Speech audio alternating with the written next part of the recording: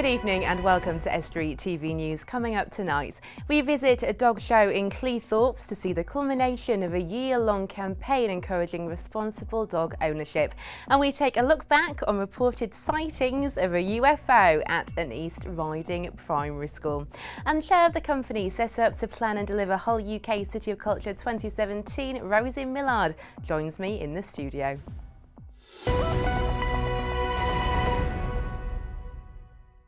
Good evening, I'm Erica Barker. First up, here is Dan Kemp with the news headlines. Hello there. Two local authority leaders have met for talks over how they can work together more closely. The leaders of East Riding of Yorkshire Council and Hull City Council, Stephen Parnaby and Stephen Brady, met to discuss issues affecting both areas, including economy, tourism and reducing flood risk. It comes on the back of a referendum by East Riding Council, which saw East Riding residents vote strongly against a boundary change to expand Hull. Both council leaders agreed that now was the time to assess details set out in the government's devolution plan and evaluate the best way forward for the wider area. The new Lord Mayor of Hull has been sworn in. Councillor Renita Harrison had been the deputy to Mary Glue, but now steps up into the role of Lord Mayor of Kingston upon Hull and Admiral of the Humber. Councillor Sean Chater takes over as Deputy Mayor from Councillor Harrison at the ceremony at the Guildhall, where Councillor Harrison also announced the charity she'll be supporting during her time in office.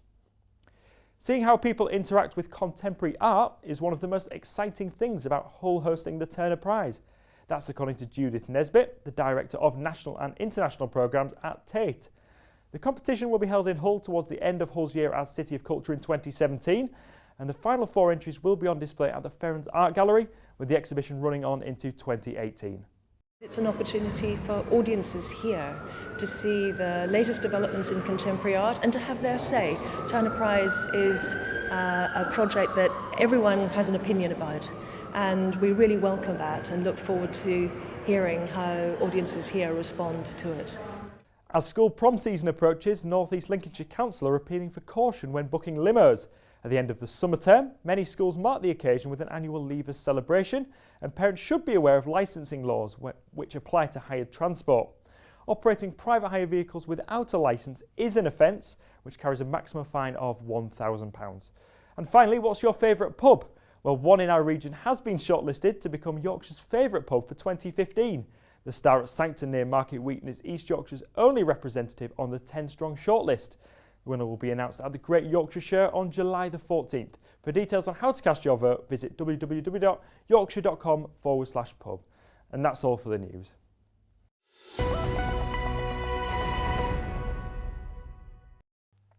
Thank you, Dan. And he'll be back a little later with the sports news.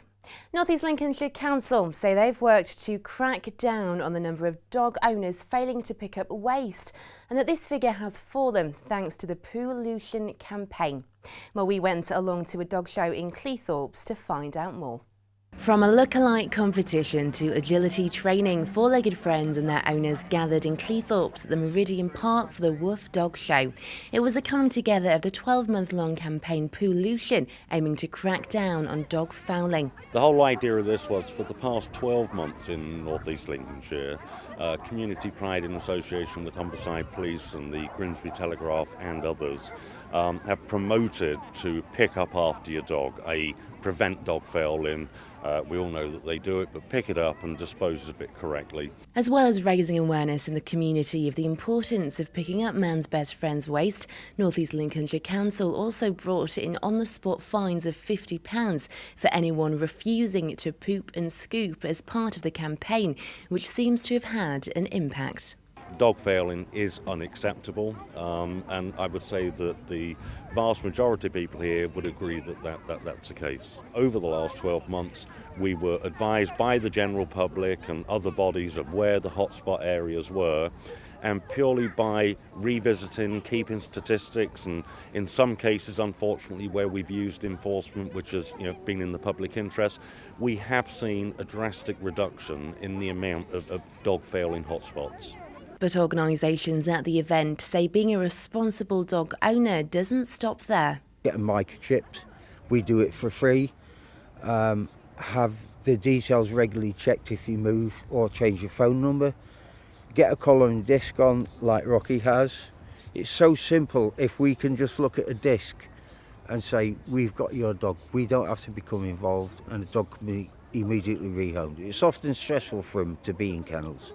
And with the number of people failing to remove waste on the decrease, it has been a success. Erica Barker, Estuary TV. You're watching Estuary TV News. Coming up, we investigate a UFO sighting in the East Riding, and Dan Kemp looks ahead at Hull's Rugby League derby this weekend.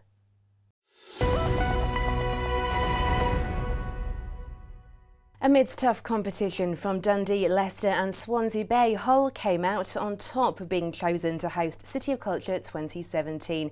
Well, drawing ever closer, writer and broadcaster Rosie Millard, who chairs the team set up to deliver the programme, joins me in the studio. Hello Rosie, how are you? Very well, thanks.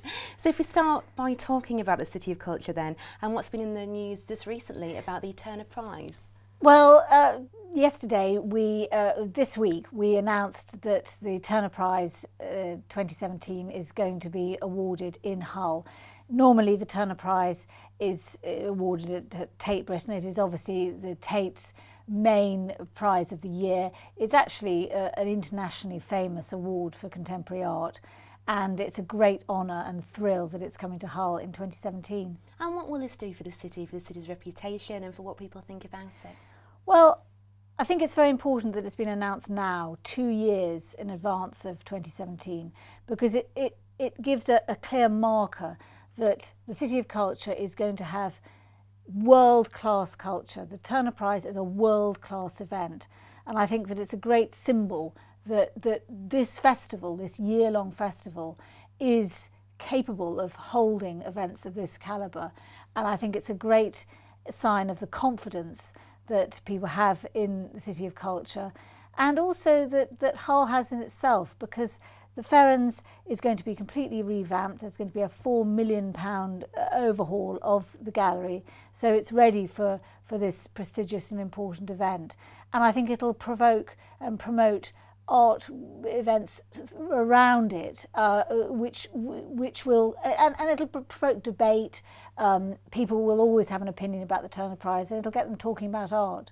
And when it comes to the city, how it's viewed nationally, do you think that's on the up? I know that you went to Hull University, didn't you? I certainly did. It does have a good reputation. Well, one of the aims of the City of Culture initiative is to bring national and international attention to a city which perhaps hasn't been in the limelight, and I think that's very true of Hull.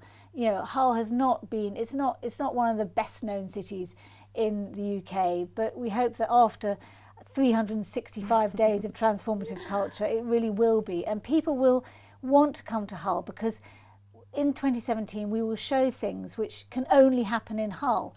The Turner Prize is one of them. The Turner Prize event and subsequent exhibition are not going to be travelling anywhere else. They're going to be in Hull. So if you want to see the Turner Prize, you're going to have to come to Hull. And for that you can read other events which we'll be announcing between now and 2017. Really exciting events from world-class companies and organisations. Amazing. I mean, to do all this you do need money as well, and I know that your budget has increased, hasn't it? Yes, well, I mean, actually, our ambition has increased, and we're confident of getting more money because we've had such a fantastic response so far from public bodies, not least Hull City Council and the Arts Council. So we're very, very confident that our fundraising initiative can be increased, because we're confident of getting the money. So that's very good. It's gone up to 18 million. Wow. And when it comes to the City of Culture then, it's fantastic, isn't it? Do you hope that it will leave a legacy? It's not just a 1 year long event, it's something that can, progress longer and maybe offer employment opportunities that'll go on beyond the time that it's here? I'm very confident that it will use a legacy, although we prefer the word impact to legacy, and I think that it's incontestable that 2017 will leave a colossal impact for the city. Every other city that's enjoyed the title City of Culture or Capital of Culture has had a remarkable sort of renaissance, which has gone on and on. I think one could draw a line in Glasgow, which was Capital of Culture in 1990, to the fact that it hosted the Commonwealth Games last year.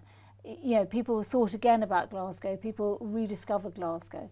and we are very confident that will happen for Hull. And there is a big buzz around it, isn't there? And there are a lot of people that want to get involved. How do people go about doing that? The great thing is that we're not exclusive. The City of Culture is not exclusive. Anyone can join in. You don't need our authority. If you want to do something in 2017, let us know. We'll make it part of our marketing push. There's a brand which is accessible and available for the entire community. And we also announced just this week a pot of money which we'll be giving out for grants for people to put on what they want. They can apply for a grant and hopefully get it. So there will be a complete, hopefully, engagement with the entire community. We want everyone to take part. That's fantastic, Rosie. Thank you. We'll come straight back.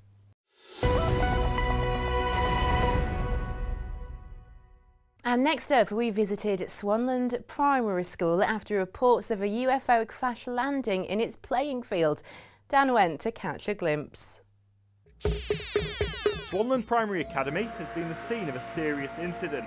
Children arrived at the school to discover an alien spacecraft had crash-landed on the school field. An emergency assembly was called, and here's what some of the pupils made of the scene. I'm a bit confused where it came from, but we had thunder and lightning last night, so I think it's been hit and crashed here.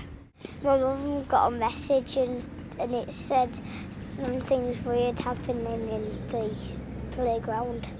I believe in it and I don't, because some of my friends have been saying that it's made out of cardboard, but I don't think it is. I was a bit excited and nervous. Well, I thought it wasn't real at first, but then everybody was screaming. But just in case any real UFO hunters are watching, this was indeed a hoax. The school put the event on to encourage creativity in the classroom, as Executive Head Teacher Chris Huscroft explains. We've started a project called The Alien Invasion, and it's basically to infuse children about writing.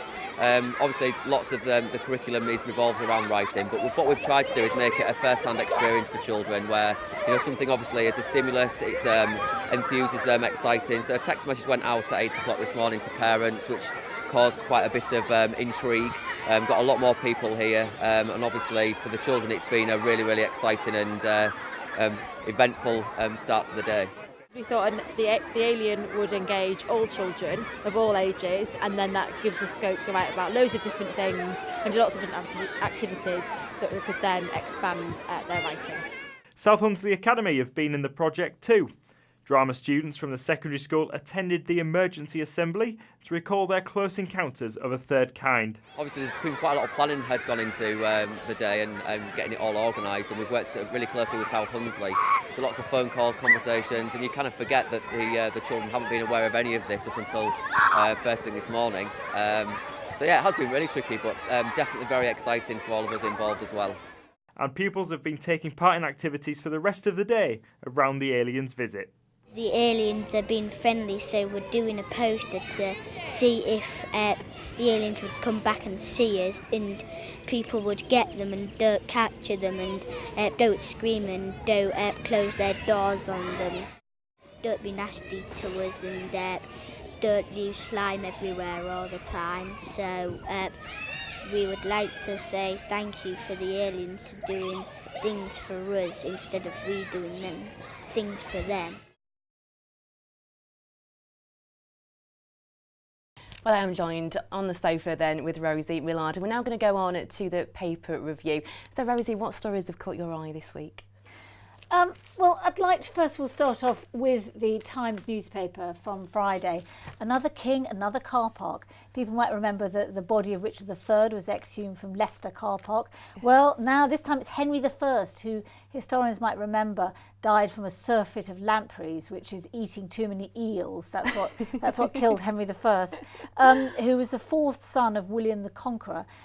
Buried in Reading Abbey, which since fell down and was turned into a car park and a school. So the same historian who helped with the discovery of Richard III is now hoping that Henry I can be rediscovered and reinterred. Probably he's not going to be left in the car park.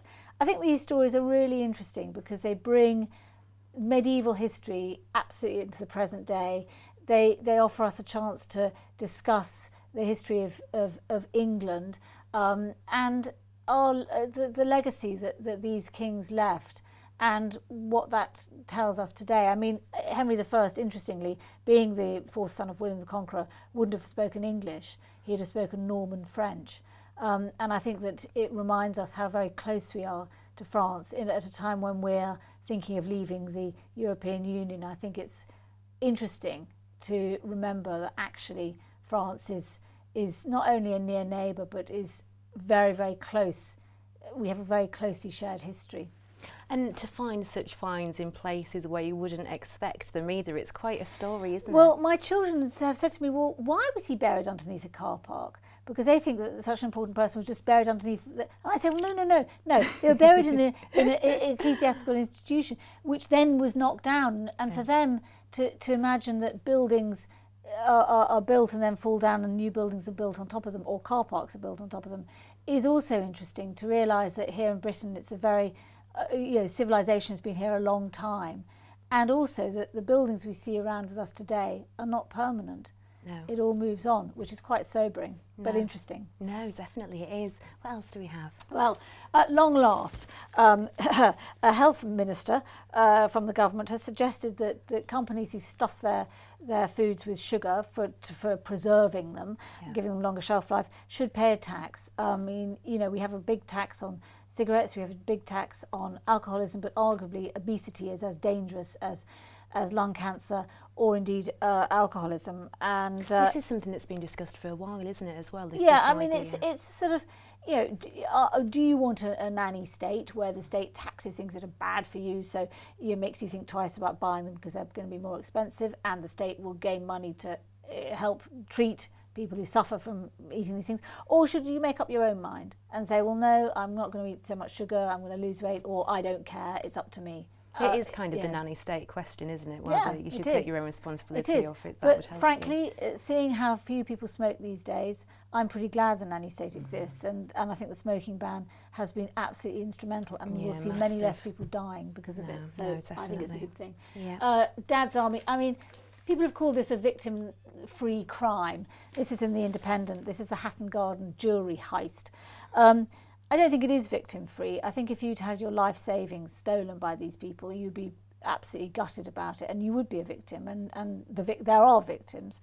I mean, just because nobody died doesn't mean to say it's a blameless crime.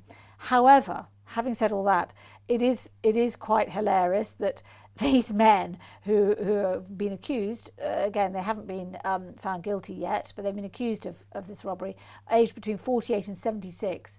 They're known as the Dad's Army gang. It is a slightly old-fashioned crime, isn't it? It's a bit like a sort of caper that might have been filmed by the Ealing Studios many years ago. So that's the coverage in the Indian. It's across all the papers, as is this story in the Eye, which says, at last, students will be very happy to read this. New GCSE maths exams are too hard, apparently. So much for all of us oldies who said, oh, it's not like in the old days when exams were really difficult. I remember when we were at school, every year that went by, they always said that it was like harder for them. I was like, no, it wasn't. I know, all these modules. I know. But it's something that comes out every year, though. People say it, don't they? But this has been discussed that exam boards have been ordered to write new GCSE maths papers after an investigation, so it's very serious, concluded they were too hard for many students. I think one of them needed you to use calculus, which at GCSE I think is, I mean, we never even ventured onto the notion of calculus at O level.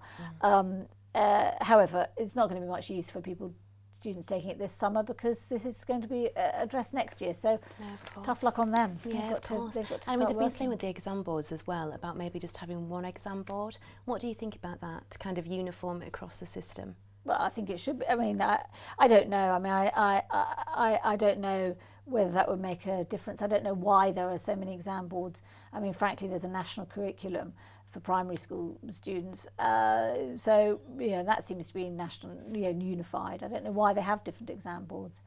I mean, I think exams are a necessary evil. My children are going through this at the moment. It's just part of life, and I have to say, nobody has ever asked me in adult life what my GCSE, my O-level results were. I can hardly remember them myself, but at the time, it's a massive thing. It is a massive thing. It is, and it gets you onto the next step. GCSEs to get you to A levels to university. It seems to be the step, doesn't it? Yeah. But at the time, it's a massive thing. I know. Just finally, then, before we go, Rosie, coming back onto City of Culture, then, just finally, I know the themes have been announced or developed. For people that are watching, thinking, "Oh, I'd love to do it," what would you say to them? I'd say get in touch with us, but also feel free to put on your own thing. You know, you don't need an invitation. No invitation, no RSVP. Just please take part in the City of Culture. It's, you know, it's Hull's time in the limelight, and you know, come and be part of the audience, but also put something on yourself. That's fantastic. Thank you for your time. I really appreciate it. Thank you.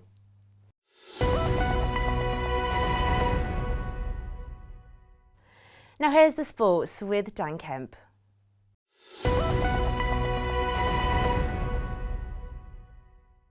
Hull Kingston Rovers have announced their 19-man squad ahead of the Magic Weekend derby. The Robins face Hull FC at St James's Park in Newcastle, and Chester is set to hand loan signing Tony Puletu, a derby debut after naming the former New Zealand international prop in the squad. Puletu will be joined by Albert Kelly and Liam Salter in the 19-man squad, and the duo will be given as long as possible to prove their fitness after missing recent games with hamstring and knee cartilage injuries respectively. Young trio Josh Goodsdeck, Stephen Holker and Connor Robinson are the players to make way. Meanwhile, Hull FC coach Lee Radford has Gareth Ellis and Chris Green back at his disposal, and Mickey Payer is hoping their bolstered forward pack can give them the edge. The derby kicks off at 4:45 this Saturday. Scunthorpe United have made what is already their third summer signing. Former Hull City fullback Scott Wiseman has joined the Iron on a 2-year deal from newly promoted Preston North End. The 29-year-old Gibraltar international made 35 appearances for the Lancashire club last season. He joined Stephen Dawson and Jack King at Glanford Park. Released Hull City defender Paul McShane has said his time at the club has been an emotional rollercoaster right to the end. The Irish international took to Twitter to thank his fans for how they supported the club's longest-serving player, and he added he'll be forever grateful. And finally, Grimsby Town have extended the stay of 2 of their players. Jack McCreth has signed a 1-year contract extension at Blundell Park, while Josh Garrowling, who joined late last season on loan from Kidderminster, has now signed a 2-year contract with the club. Get in touch if you've got any sports stories you want to share with us. You can call 01472 315553. And that's all for the sport.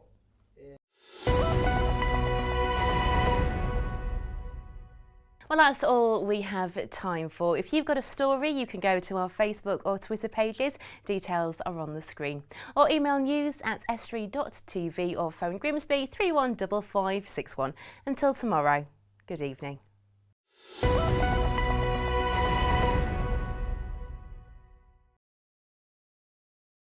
Estuary TV's weather, sponsored by Hornsby's, celebrating 100 years in buses.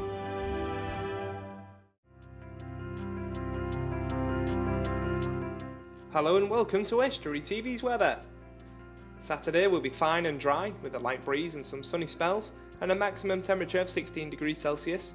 Sunday cooler and breezy with some heavy rain.